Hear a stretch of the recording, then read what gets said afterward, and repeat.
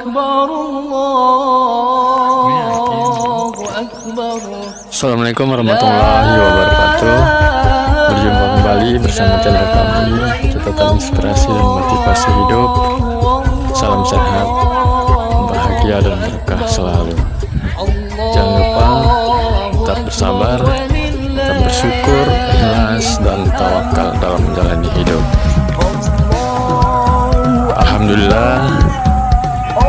Alhamdulillah di pagi yang cerah ini, di pagi yang berkah ini, semoga kita tetap dalam lindungan Allah Subhanahu wa Ta'ala.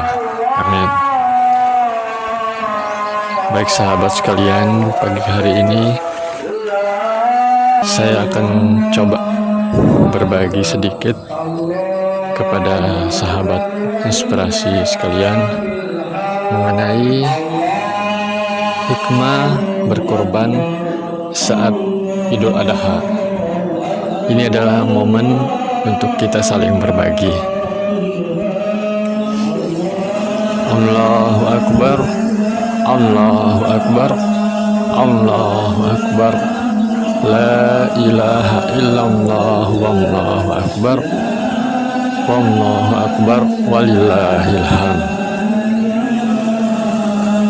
Hari Raya Idul Adha menjadi hari yang paling ditunggu oleh umat Islam selain Hari Raya Idul Fitri.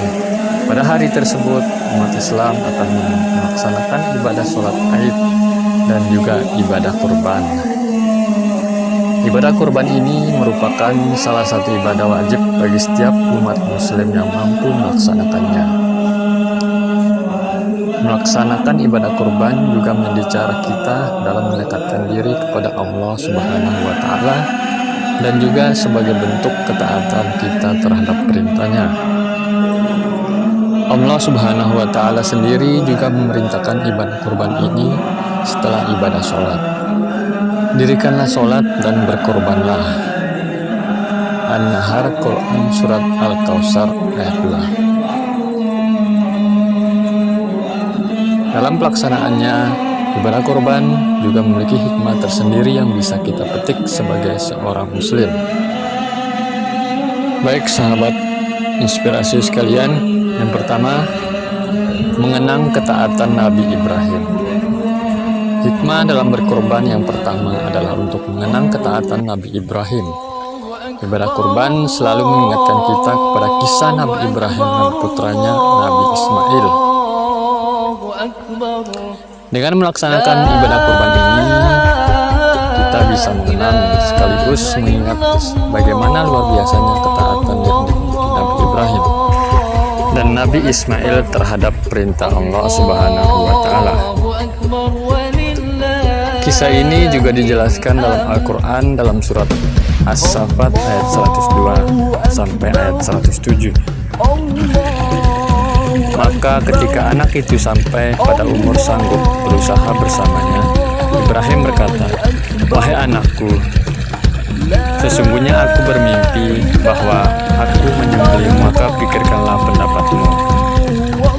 Kemudian Ismail menjawab, "Wahai ayahku, lakukanlah apa yang diperintahkan Allah kepadamu. Insya Allah engkau akan mendapatiku termaksud orang yang bersabar." Maka ketika keduanya telah berserah diri dan Ibrahim membaringkan anaknya atas pelipisnya untuk melaksanakan perintah Allah, lalu kami panggil dia, "Wahai Ibrahim, sungguh kau telah membenarkan mimpi itu. Sungguh demikianlah kami memberi balasan kepada orang-orang berbuat baik. Sesungguhnya ini benar-benar suatu ujian yang nyata, dan kami tebus anak itu dengan seekor sembelihan yang besar." Kemudian yang kedua, meraih ketakwaan. Sebagai syiar Islam, hikmah dalam berkorban yang ketiga yaitu sebagai usaha kita dalam melakukan syiar Islam. Melaksanakan ibadah korban juga sebagai bentuk kepatuhan kita terhadap ajaran Rasulullah SAW terhadap ajaran Rasulullah SAW dan Allah Subhanahu wa Ta'ala. Selain itu, ibadah kurban juga menjadi syiar agama Islam yang bisa kita lakukan. Allah Subhanahu wa Ta'ala telah menerangkan ini dalam salah satu ayatnya yang berbunyi, yang artinya, dan unta-unta itu kami jadikan untukmu bagian dari syiar agama Allah. Kamu banyak memperoleh kebaikan padanya. Maka sebutlah nama Allah ketika kamu akan menyembelihnya dalam keadaan berdiri dan kaki-kaki telah terikat. Kemudian apabila telah rebah atau mati, maka makanlah sebagiannya dan berikanlah makan orang yang merasa cukup dengan apa yang ada padanya, tidak meminta-minta dan orang yang meminta. Demikianlah kami tundukkan unta-unta itu untukmu agar kamu bersyukur. Quran Surat Al-Hajj ayat 36.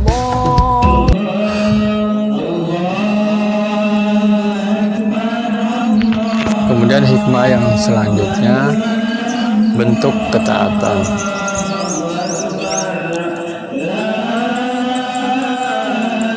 Hikmah dalam berkorban yang selanjutnya yaitu sebagai tanda keislaman dan bentuk ketaatan kita kepada Allah Subhanahu wa Ta'ala. Bagi muslim yang hidupnya mampu, maka kurban adalah ibadah yang wajib dilakukan. Rasulullah sampai bersabda dalam satu hadisnya dari Abu Hurairah, Rasulullah SAW bersabda, siapa yang mendapati dirinya dalam keadaan lapang lalu ia tidak berkorban, maka janganlah ia mendekati tempat sholat id kami. Hadis riwayat Ahmad dan Ibnu Majah. Kemudian hikmah yang selanjutnya, membahagiakan kaum du'afa. Hikmah dalam berkorban yang terakhir yaitu untuk berbagi sekaligus membahagiakan saudara kita kaum du'afa. Agama Islam mengajarkan untuk selalu berbagi kepada sesama, apalagi dengan orang-orang yang membutuhkan. Hari Raya Kurban bisa menjadi momen di mana kita berbagi kepada saudara kita, para kaum du'afa. Hari Raya Kurban adalah hari untuk makan, minum, dan zikir kepada Allah. Hadis riwayat Muslim.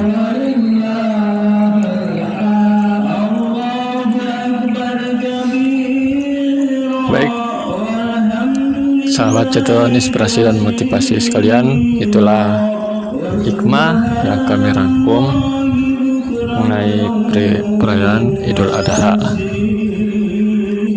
Bagi kita yang belum memiliki rezeki yang cukup untuk bisa berkorban, semoga kedepannya di tahun-tahun yang akan datang kita diberikan rezeki yang lapang untuk bisa berkorban dan bisa berbagi kepada sesama, kepada orang-orang yang membutuhkan.